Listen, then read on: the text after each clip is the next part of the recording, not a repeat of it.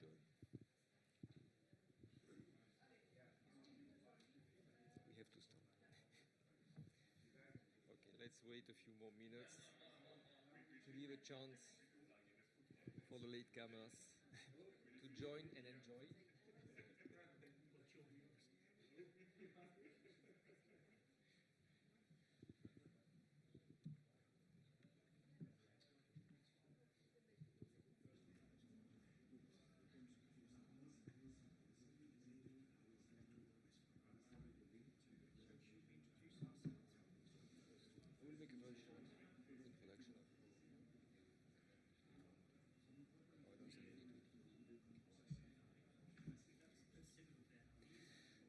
Bon, I suggest that we start. It has been a long day, so we have just 1 more hour to go through a couple of questions that relate to this interesting 6G story.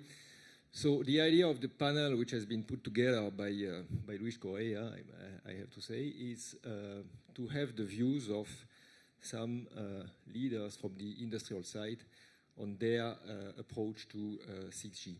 So to have this discussion, we have assembled a panel of 5 prominent people from industry, which are represented. So the 6G Industry Association and also chairman of the Joint Undertaking Governing Boards is Colin Willcock. Egon Schulz, who is from Huawei, director of the Wireless Research Centers in Munich. Marie-Hélène Hamon, who has kindly accepted to replace Eric Hardouin, who has been affected by COVID. So Marie-Hélène is a research program manager and senior expert at Orange. Neves, CEO of the Global Enabling Sustainability Initiative, sustainability being one of the important things being discussed in 6G. And finally, last but not least, Heinrich Heiss, who will give us a microelectronics perspective, noting that this microelectronics story is becoming more prominent in the research work that we are trying to promote for 6G. So Heinrich is Head of Innovation Team, RFS Infineon Technology. If you want to have more details, you can go to the website. You will have all their detailed CVs. So to start this discussion, we have tried to organize a short set of introductory statements, let's say 5 minutes by each of the speakers, potentially around 4 domains. So the application domains, how do you see that 6G is going to drive new applications, which is to be driven by new applications which are not necessarily within reach of 5G these days. A second question is sustainability. How do we move into these sustainability issues, noting that we talk about much higher rate, we talk about softwareization of networks. This doesn't go in the direction of energy, let's say, savings. So what are the kind of, let's say, elements that we have to reconcile? What are the kind of routes we have to take? The other one element is the industrial aspect. That means how can Europe develop an industry in 6G which is, let's say, conforming to all the layers of the value chain. And here, again, microelectronics, for instance, or cloud take an important element of the perspective. And the last element is the users. What are the users we want to target and for what use cases? So the first speaker will be Colin. So Colin, if you want to give us your views on any of the topics you want to address. Oh, it's a long way up on this stage at this time of night, but anyway, let's see what we can do. Am I standing? Am I sitting? Does it matter? I'll sit down. I think at this time of night it should be informal. So if anyone wants to go and get a coffee or anything, that's fine. I'm going to sit down. I wanted to address one of the aspects you raised in a minute, but the first point I wanted to make might seem a bit strange when we were at a EuCNC and 6G summit. And the first point I wanted to raise is, let's not forget 5G. And the point here is that we have all merrily been talking about 6G. I'm as guilty as anyone. I've spent the whole day talking about 6G. But there is a danger if we just talk about 6G in a sort of blithe way of, oh yeah, 6G is the technology, blah, blah, blah. And the aspect here is where we are in the timeline. 6G will be the future technology. That's absolutely true. but we're talking about 2030 plus. Now is the right time to invest in research activities to lay the foundations for 6G. Absolutely true. But the point is, if we're talking about deployment today, if we're talking about deployment tomorrow, if we're talking about providing solutions for the verticals, we all agree the verticals are important. We need to be sure that we give a clear message, because the danger, and we need to be aware of the danger, is if we just talk about 6G blithely, then in some of these industrial domains, which are perhaps not so invested in the existing 5G technology, they're going to say, oh, well, I'll just wait for 6G then. That's just around the corner. That's all you're talking about. And that's not the truth. 6G does have a future, but 5G Advanced is what we're working on now in standardization. That is going to be deployed in sort of 3 or 4 years, and it's going to be the bedrock of what we provide as a solution right the way up to 2030. So by all means, talk about 6G, but please don't forget about 5G. Now, that wasn't one of the things you raised. So I need to spend 2 minutes talking about something that, unfortunately, Bernard is technically so good, he always comes up with very tricky questions, so people try and typically avoid answering them. But I wanted to pick up on sustainability. I fear at the moment that, well, 2 aspects. Partly, I fear that we are, certainly in terms of KPIs, looking to the past for future solutions. What I mean by that is, since probably the first 2G, certainly the first 3G phone, we've been selling technology and selling products and saying, oh, look how fast it is. How shiny it is also important, but typically how fast, so the bandwidth, the latency, things like these. These are the headline things. You see all of these adverts saying, we get, this bandwidth or something like that. God help you if you ever wanted that bandwidth. It only happens in a certain position on a certain day with the wind blowing in a certain direction. But nonetheless, the technology is marketed in terms of bandwidth and latency and key parameters like that. I wonder if in 6G that won't actually be the key KPI that would define it, that rather it will be things like sustainability, energy efficiency and things like that. And that rather than thinking that 6G is going to provide some quantum step in performance, maybe the performance won't actually be that different to 5G. However, it will provide that performance at a small fraction in terms of costs, resources, energy and sustainability. Maybe I'll leave it there. I think that was my 5 minutes, yeah? Next. Oh, sorry, he has to say next. Excellent, Colin. Thanks. As you like. I mean, you can stay here. I suppose it's better at the end of the day. So, Egon, you want to give us your views on these topics? Thank you very much. Thank you, Bernard, for the introduction.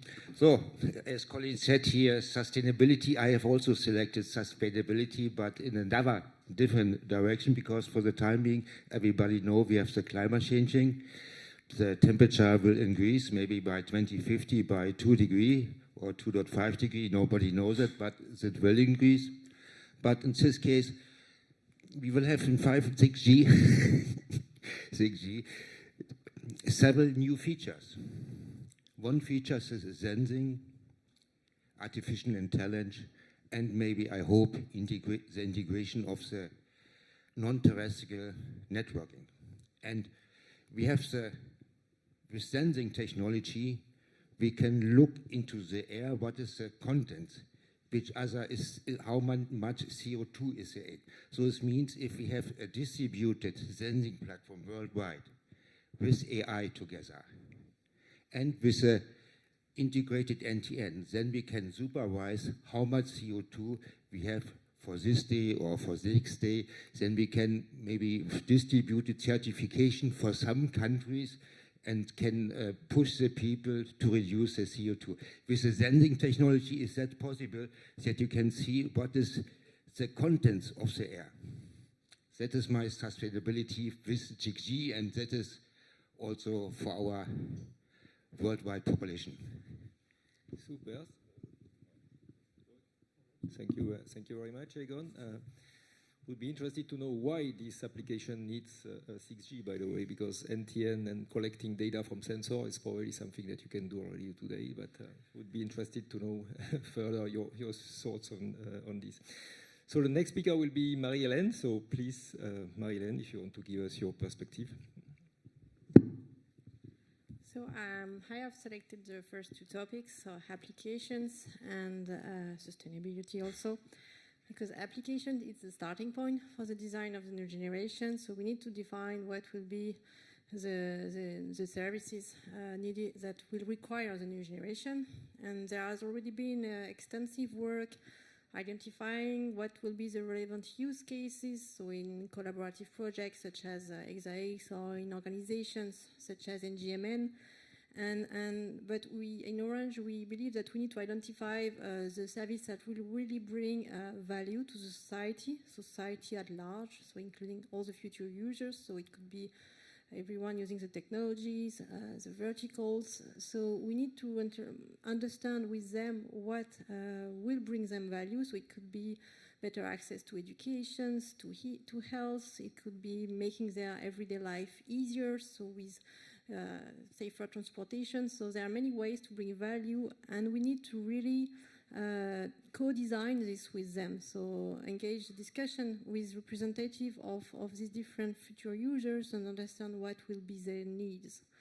And then based on these services and applications, we will be able to identify what will be the requirement for 6G. So we will need probably to extend the performance requirements that with 4G, we need to identify what is needed, what is the gap with respect to 5G in terms of performance requirements, such as latencies, throughput, reliability. But we also need to identify what will be the societal requirements, how we can assess the 6G systems with respect to these values.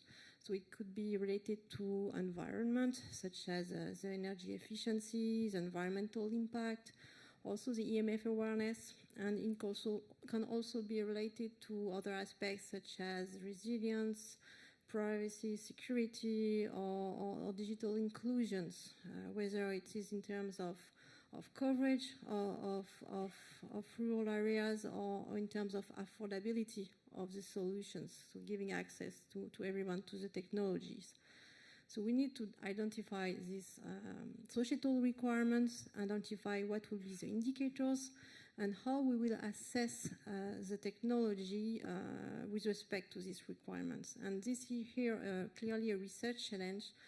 We need to have published, recognized methods to assess these values. So for example, and it was discussed previously today in another sessions, the enablement effect, how 6G could help other sectors to reduce, minimize their environmental impact through, for example, saving on CO2 emissions. So there has been some studies on 5G, but we need more studies on this kind of effects and how we can assess how 6G will help other sectors to transform the society toward more sustainable society.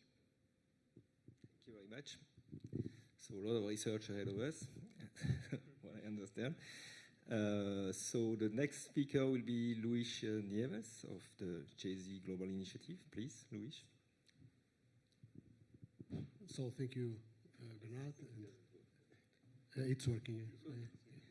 And thanks for the invitation. And my compliments also to the panelists. I cannot speak about 6G. I can speak about sustainability. And GESI is a business association. And we have been working on what I call the intersection between sustainability and technology. And we have been producing lots of different studies and reports, thought leadership reports. So to the Marie-Hélène problems, we have all that information about sustainability. We've done a report with Deloitte just 2 years ago where we analyzed 500 case studies.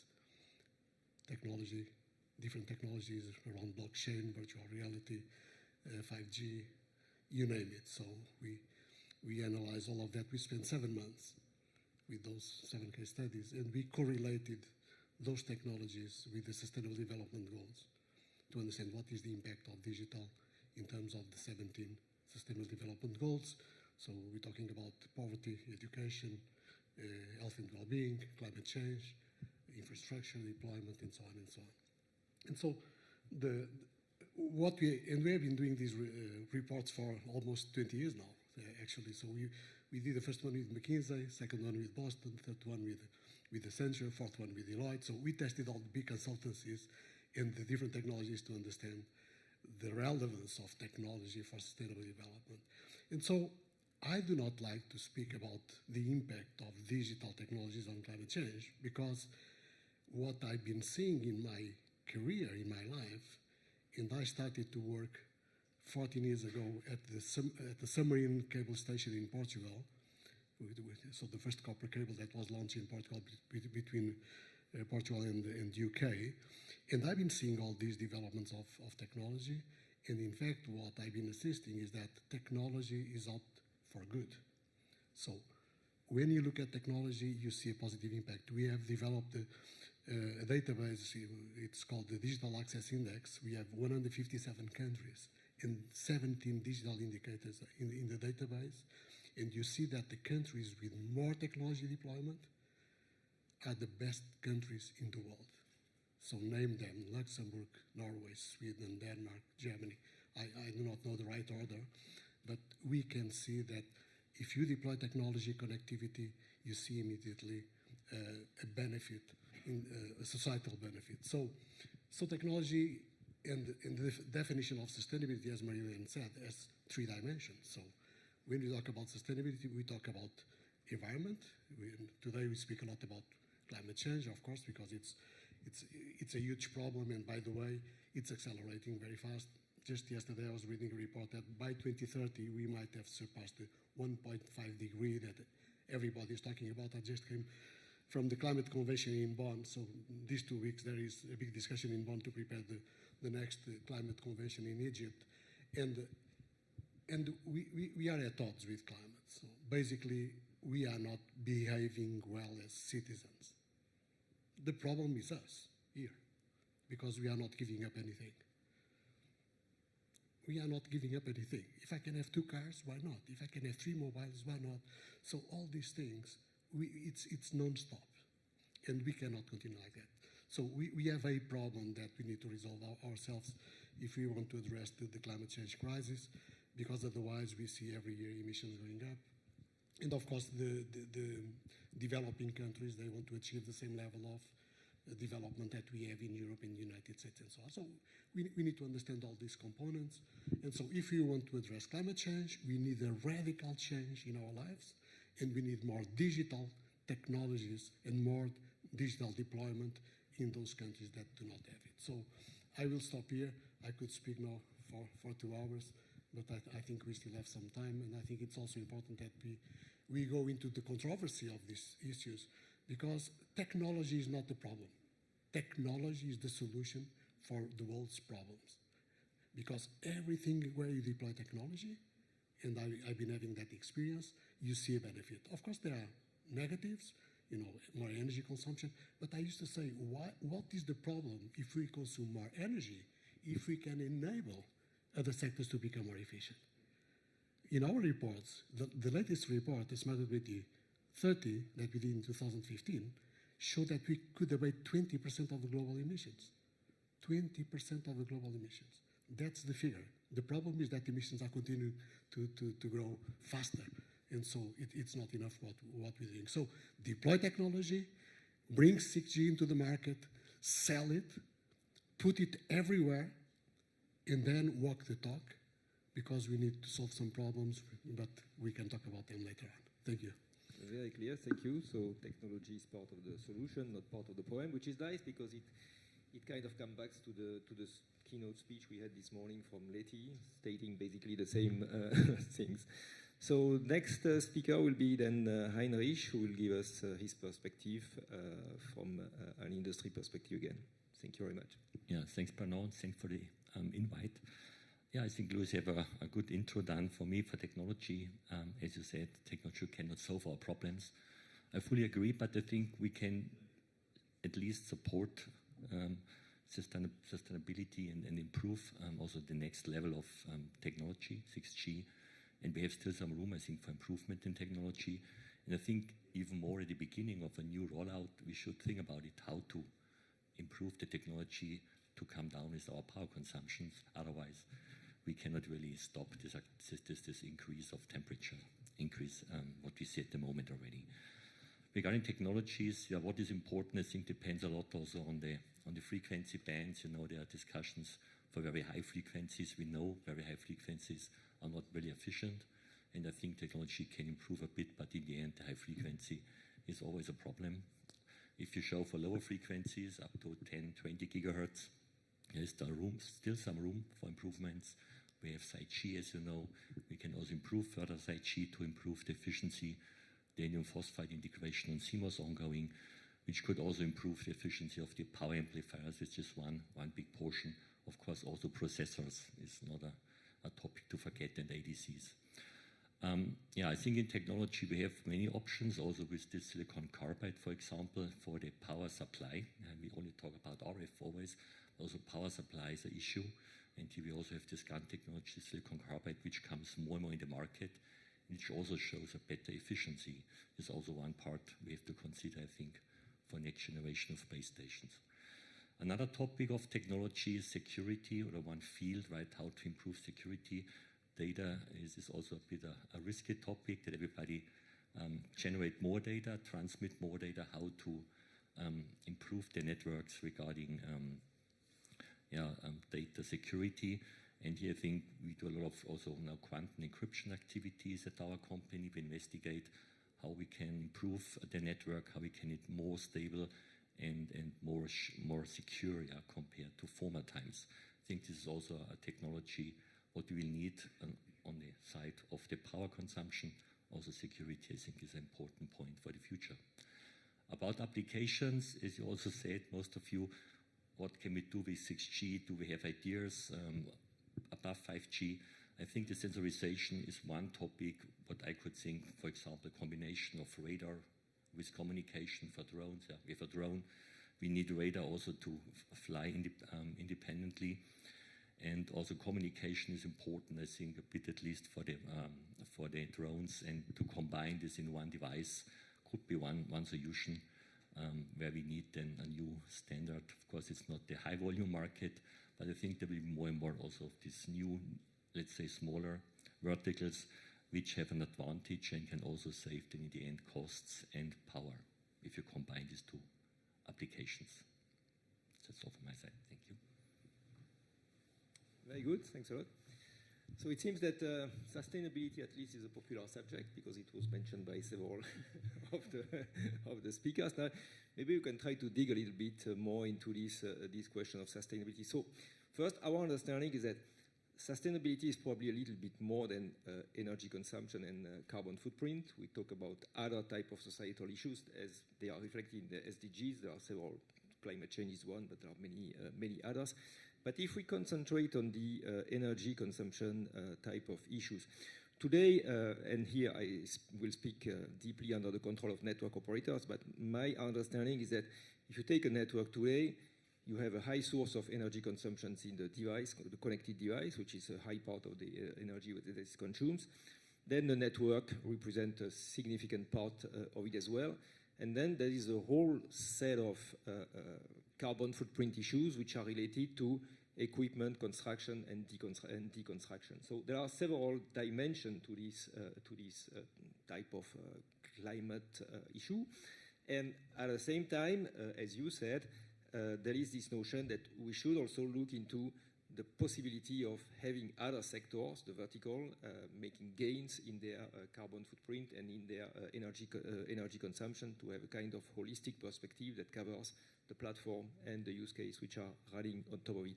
So if you take the network perspective today, where do you see the potential gains? Is it in the terminals? Is it in the network? Is it in the construction, deconstruction of the equipment?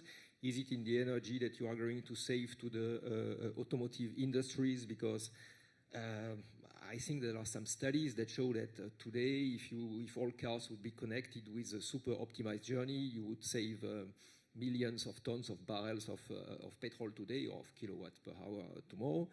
So where are the big potential savings, and what are the technologies to enable that? Because we need to understand at some stage, if we fix ourselves a set of objectives, we need to try to understand what kind of technologies we can use or what kind of technological route we can use to make that happen. Or maybe we are fixing ourselves KPI which are not realizable at the end of the day, and that could be one of the conclusion of research.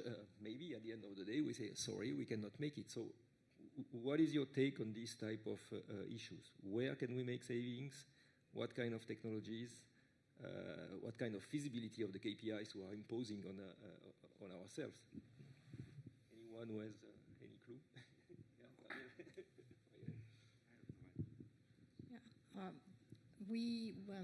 It's true that we made some assumption before on 5G, and identify that we need to consider the energy consumption really end-to-end, so including the devices and all the networks, the cloud and application platforms, because it's not only the network, the burden is not only on the networks, and we also need to have this end-to-end perspective when assessing the environmental impact. So indeed, we need to take into account the manufacturing to the end of life of the different equipment and hardware.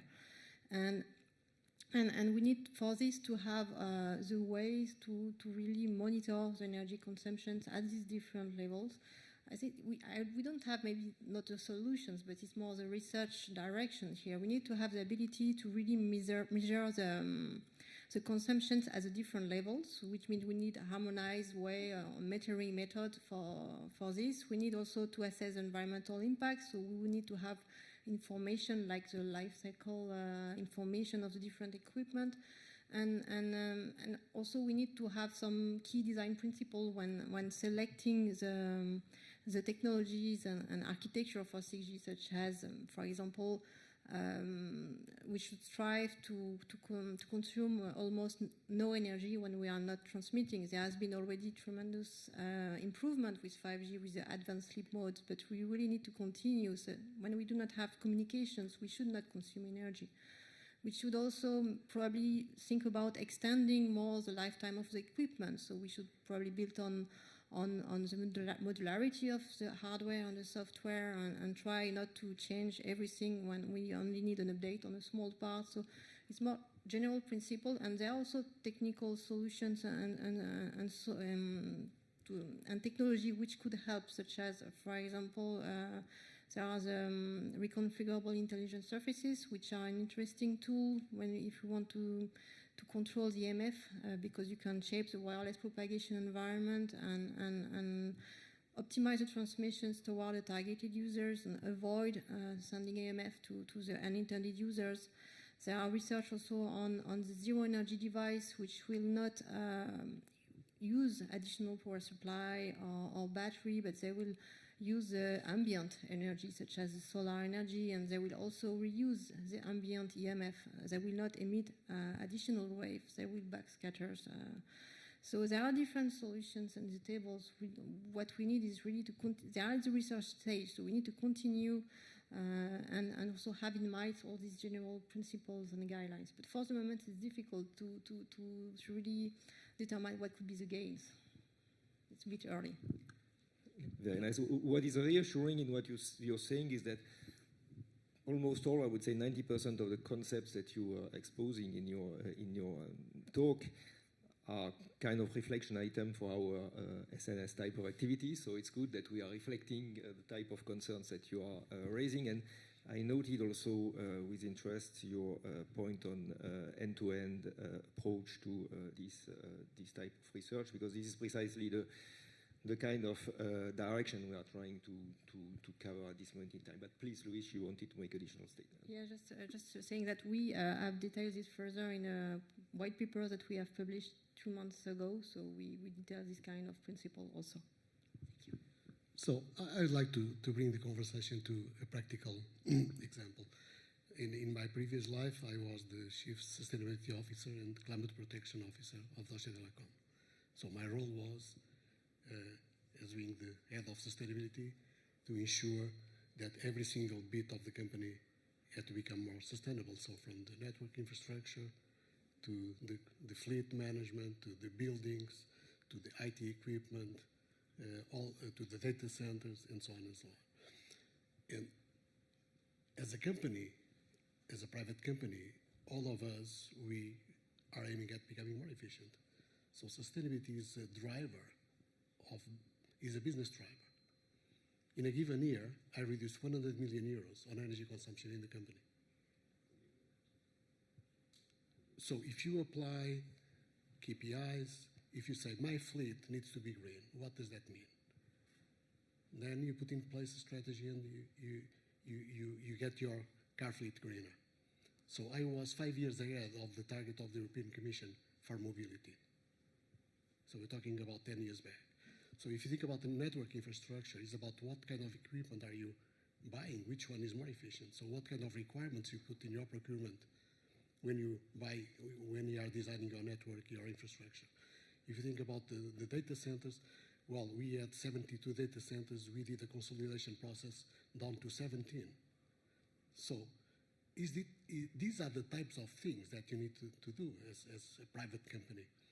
But I would like us not to make a mistake here, because we are in a global environment and we are being under attack as an industry. So if you go outside, you see lots of critics about the energy consumption of our networks, but we are the sector that is investing more on photovoltaic. Just yesterday came out a report from the ITU that was done by a couple of companies in the ITU. They listed 150 companies with their clean energy targets. And so we are the most advanced sector in that area. And energy consumption is only one of the issues that we need to deal with. We have others. So we have the problem of circular economy that you mentioned. We have the problem of privacy and security, also from other dimensions, because we have the ethical dimension, the human rights dimension. So all those areas are relevant. When it comes, we have the supply chain component. You're talking about energy consumption, but 80% of the energy consumption of a company like Orange or Deutsche Telekom is coming from the supplier side. And we have difficulties to measure that. So we can only manage that through your procurement activity, in your relationships with the suppliers. And by the way, sometimes many of the suppliers, from my own experience, they hide many things and they do not tell you the truth always. But and then you have the issue of the digital inclusion, which is another one. The most relevant thing in the conversation that you need to bring is the enabling component of the technology. So what does that mean? A digital solution for education, for health, for climate change, for biodiversity, for human rights. You need to measure that. And we have developed in GESI, following the report that we've done with Accenture, we have started what we call now the digital with purpose movement. So digital needs to have a purpose, as any company. And so the purpose of the company is to ensure that from a governance perspective, you adapt your company to the crisis that we are living, whereby sustainability needs to be at the center of your company. It's about how do you redefine procurement, marketing, sales, your own operations, and so on. The second component is how do you address the problems that we have as companies. We have 5 key problems that we need to address and that we need to walk the talk. It's climate change, circular economy, privacy and security, digital inclusion, and supply chain management. We need to be better in what we are doing. And the third component that no one is talking about is the enabling side. It's the way that we deploy solutions that help the energy sector, the manufacturing, the mobility, the education, the health sector to become more efficient. That's where we sell our products and services to make the others becoming much more efficient. And by the way, this should be our conversation, because in the current context of the climate change discussions, we are talking about the carbon price. So if there will be a carbon market, we need to account for the emissions that we avoid in the other sectors, because we will be making money with that. And it's a huge opportunity. It's huge, probably bigger than the business that we are doing today. And so that's where we should put our strengths from a strategic standpoint. And from what you are doing here, and as I said, I do not know anything about 6G, neither about 5, a little bit, not much.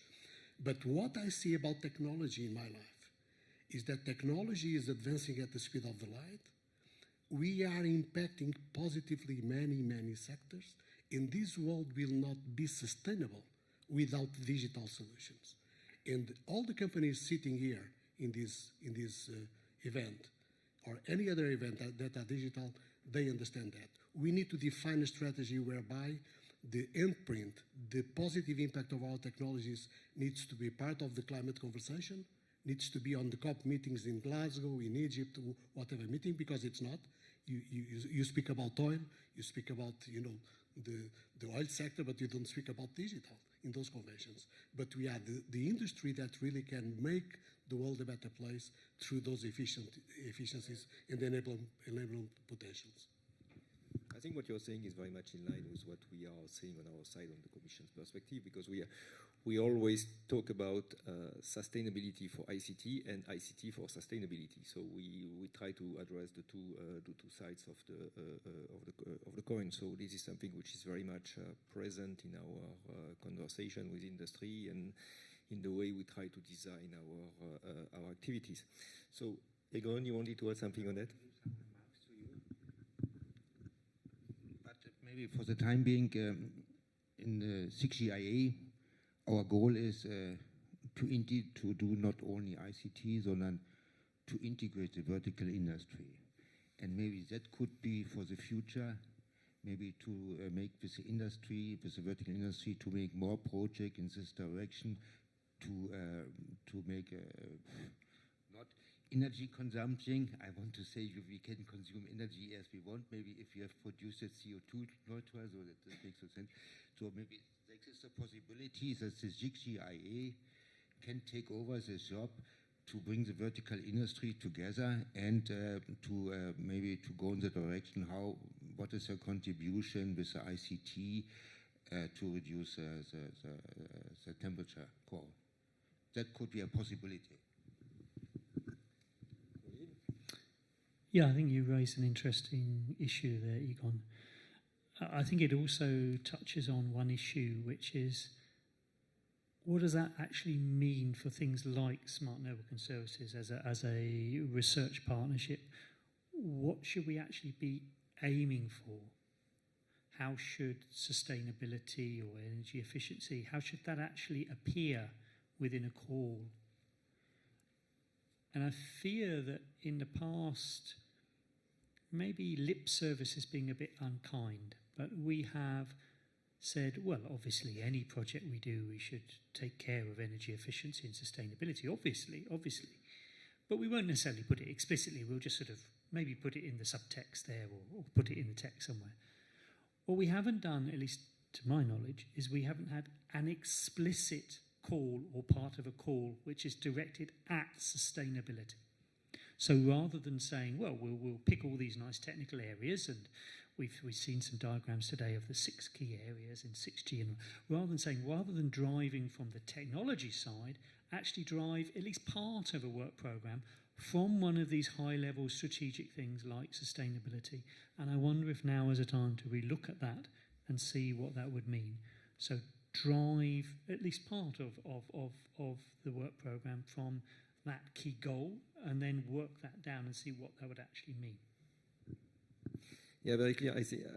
I think this really is important for us because it contributes to the conversation and it helps us to define the next steps of our actions and what it is that we want to do and to convey for the future. Because, we receive a lot of kind of signs that on the one hand, there is this kind of generic statement that we want to be more sustainable, we want to be more carbon neutral, but on the other hand, whenever we listen to hard technological facts, we hear that if you have more bit rates, you will consume more energy. If you have more spectrum bands to serve, you will consume more energy.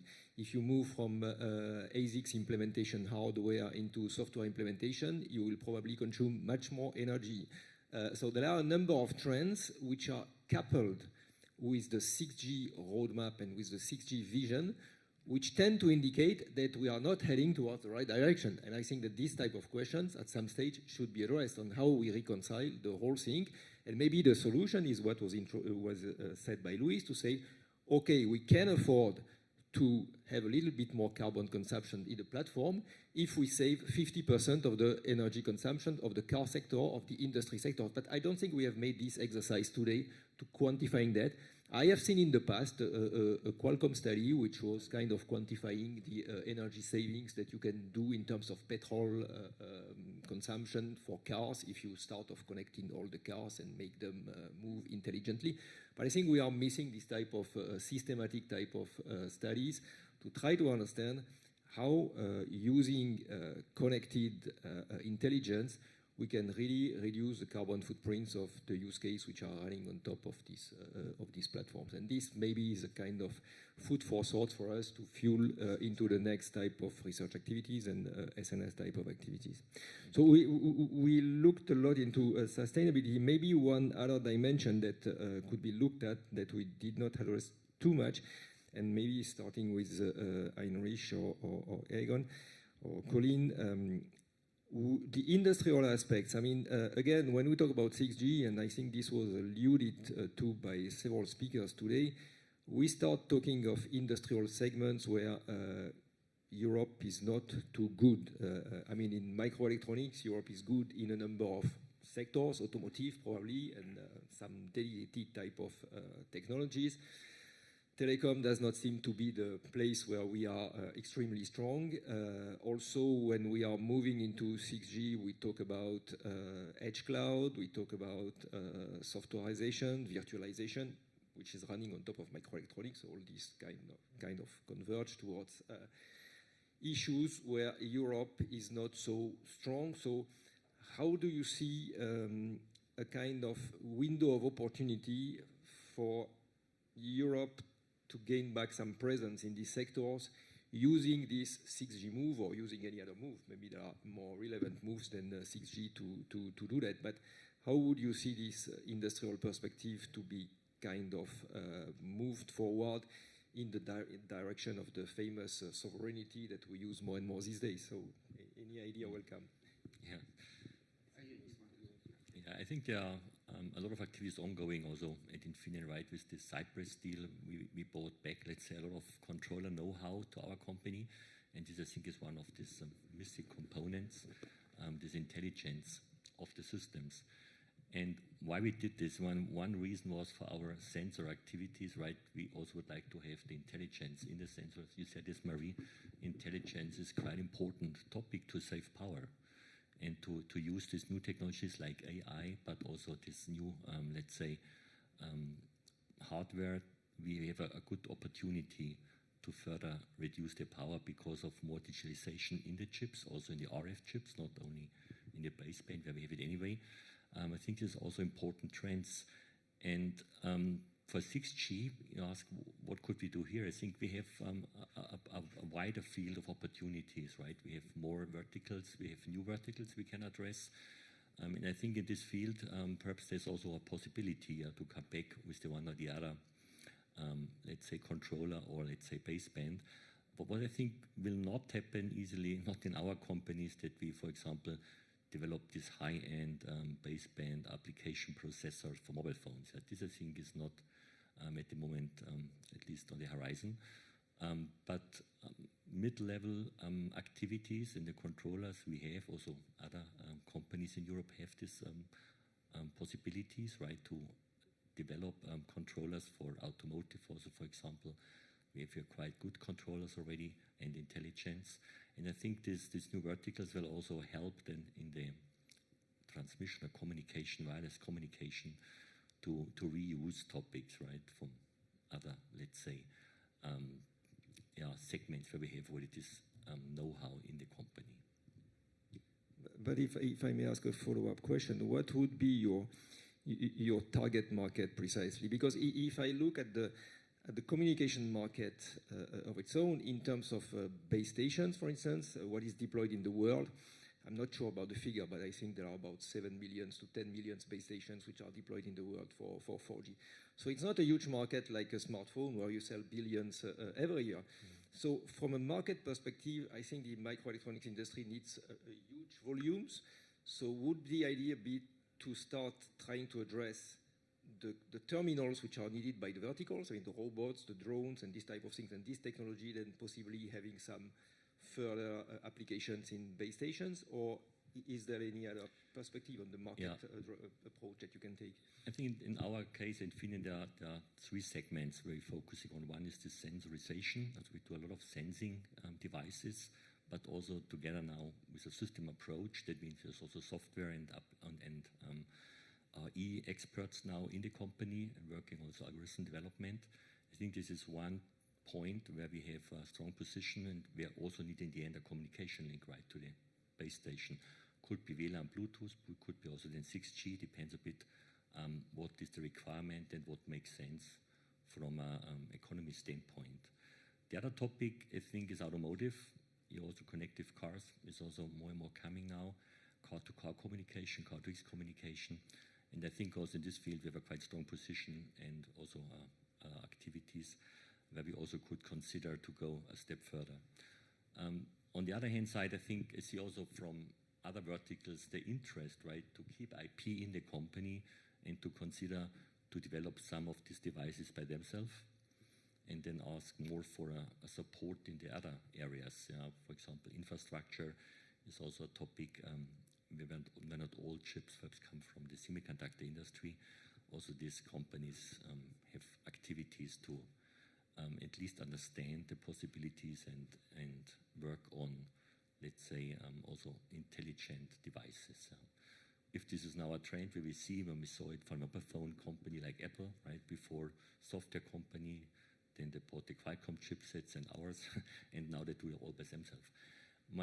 This is really difficult to say. I think there are a lot of opportunities there and a lot of new possibilities because of the extension of this electronics in new devices. Like we said last time, Adidas have some plans to do sensors in the shoes, right, to measure something, and many other ideas. I think in the sensors we see a lot of different new verticals which are interested, and this all has to be connected. Very good. Thank you very much. Egon, I think you wanted to add something? Maybe we have the company Infineon. They are very maybe active in the chipsets for automotive. They have the technology, they know, but the chipsets that is different from the consumer market. I think that Infineon can do something. Then we have the company NXP. They are very now active in security and in sensing. Maybe they can push to do something. And then I had another name, I forgot it. But another topic is where we can go in the right direction is, have we do the racing with AI already? Maybe AI is a feature. Maybe in the morning we had the discussion with Gerhard Fettgers and he mentioned about 2G, 3G, because in 2G we had also, and for the voice we had the mean opinion score. This means you have to test the speech quota. If we doing also the AI module, who we will test it as? Who will do it that is not discriminated? How you want to make that is valid, the same AI module valid for the whole world, for Africa, for South America, for North America, for Lapland, and so on. That is not easy. And I think in this case, we must work global. We must work global in the form that we have not different AI components in each of the world. That is possible. But you cannot have 20 AI modules and to say that the AI module is only for Germany, that for French, because they have also, French have also some colored people. So in Germany we have also something. We have, so maybe we have to look how we can make the real AI. And for the time being, no European company is in the AI at ETSI. No European company. Have we lose racing? But we have to work this international. And I think AI it has nothing to do with technologies. There's a software that is, maybe some people know that you can use the AI algorithm like a Kalman filter, which we know everybody. Also the guy which is develop machines, that is the algorithms, and you have to define it. That is my, for vertical, and that with AI software, you know, with AI software you can develop a lot of money. I'm wondering if it's a... That is my way, we should do something more. If it's a perspective that that is likely to happen, because when I look at what happens in 3GPP or in ORAN, people tend to specify interfaces to collect data that can be used through artificial intelligence processes, but the process itself is not standardized. I mean, at the end of the day, there will be proprietary solutions from the different vendors to provide their own artificial intelligence solutions using the data which are collected from the various interfaces that are specified. That's my understanding. So maybe this will change, but maybe also the processes which are used in this type of context, be it in the RAN, in the core, or wherever, are not necessarily something that the industry is prepared to align completely and have exactly the same type of products. Yeah, we're being a little bit naughty here by saying AI, and by saying that, pretending we're being specific. Obviously, AI can be applied in any number of ways, and how you apply it obviously defines the answer to the question there of how much you define in standardization. To be clear, you can use it in the way you use SON today, so use it purely as a way of getting better performance from your O&M, where it's looking at the high-level management and then making some decisions. You can equally apply it at different levels within your mobile network system. You can even apply it down, and we saw that in one slide this morning in the keynote, where you have something using native AI on the physical layer. The idea that you don't specify the physical layer as such, it learns the best physical layer when it's running. Now that's a very extreme form of, but some of these forms of AI preclude standardization. They basically say, look, I'll just do the framework, and the actual protocol, the actual frame structure even, will be defined at runtime, and that's the big advance. The big advance is for a particular location, a particular scenario, the AI or the AIs on both sides will work out the optimal solution. Thank you very much. So we don't have much time left. Maybe one more question to Marie-Hélène, because when we looked into these industrial questions, we looked at microelectronics, looked a bit at AI. Now, if we look at the cloud side of the issue, again, another domain where Europe is not so strong. So how do you see Europe should position itself vis-à-vis the cloud part, which is going to be part of the 6G systems altogether? I mean, should we work with the hyperscalers? Should we develop telco clouds? Should we develop something different? What are the views in industry on this type of issues? It's still a topic. It's still a topic that we are currently working on and investigating. So I'm not the best person to discuss this, but yeah, it's clear that it's really important and to look at all the options that we can have as operator. But it's really it's a game changer, and we are investigating this. Very good, thanks a lot. So I'm not sure we have much time left, but maybe we can take one or two questions from the floor if there are any ideas. Yes, Preben. Not Preben. Why not Preben? Yeah, but you are not obliged to answer. Yeah, actually, my question is back to the coming closer to the sustainability stuff, and especially on the cloud side. I mean, we are talking about ICT footprint, but most of the people here on the C and not on the IT. And if you look at the architecture of internet today, most of the flows are video on demand and things like that, which are coming from over the tops, with no optimization in the architecture for that, catching strategy which are greedy, lens in the networks which are greedy, and we can save a lot if you integrate in an optimal system. We are not doing that because the players are different. So maybe this is just a suggestion to explore this and what is our room in terms to impact this. The second one is there are very interesting studies on coding according to the language. If you program in C, as you code in C compared to Python, for instance, you can have one order of magnitude less in terms of power consumption because of the optimization of the compilation and so on. And the last one is, maybe all you think of that is use less if we don't educate people. And if we want to educate people in the usage of digital services, we have to make them aware of the power consumption of the digital services. So we have to show something to expose what they are using and to make them aware of what they are using. I get the statement, but I'm not sure I get the question. The first question, it was almost the same as, as yours, is how do you think we can impact the overall architectures with the over-the-tops and so on? That's the first question. And the language, maybe you can also have an impact. If anyone has an idea. Let's take the next question. That would be my idea. Preben, go ahead, please. Yeah. I have the luxury that I'm dual affiliated. So I'm partly Nokia, I'm partly Aalborg University. So I use my university head for my question.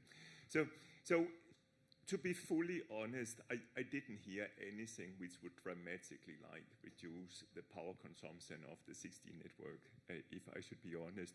There was a lot about, yes, we can improve in the vertical type of domains and whatever, but fact is that 70% of mobile traffic is video content, which is not adding to, let's say, sensing or improving efficiency in, let's say, the vertical industry.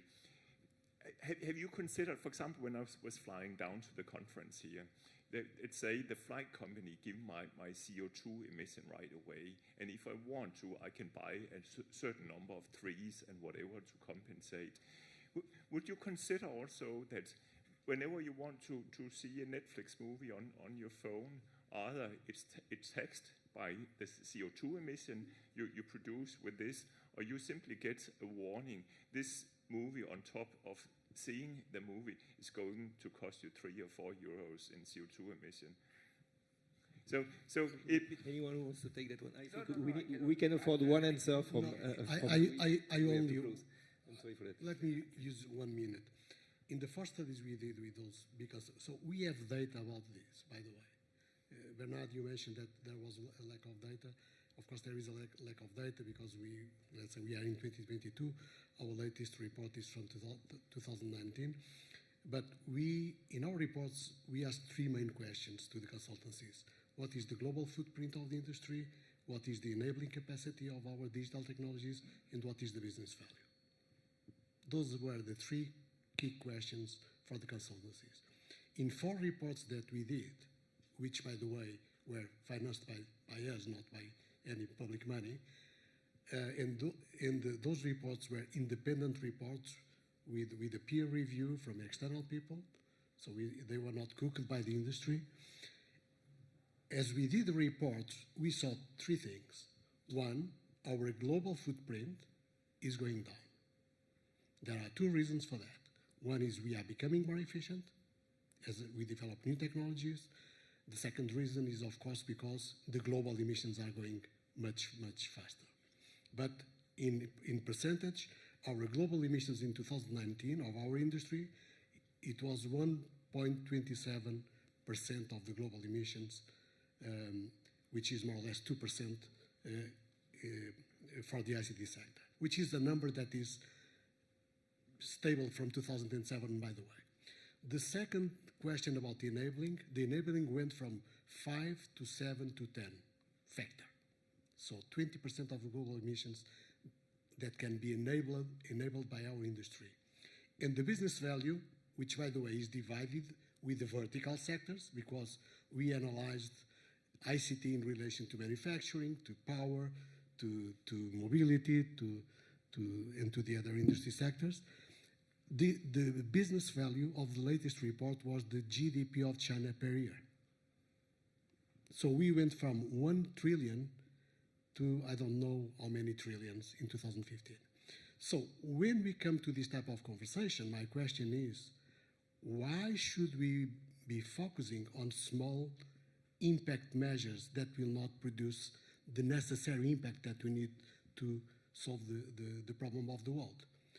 And therefore, my point is, invest on ICT, grow ICT, and when the critical question comes that we are consuming more energy, our answer should be, yes, we are, because we are connecting more people, and because we are making others more efficient. And what is the problem with that? So we need to move away from that conversation. I will finalize with this. We are running a project for the Commission now, which will become part of the European taxonomy, to measure the endpoint. So by next year, we will have a methodology in place that you all can use to measure the endpoint. Great prospect. So unfortunately, I think we don't have time for more questions. So thanks a lot for to all the panelists, and please give them a big hand for their performance. Thanks a lot.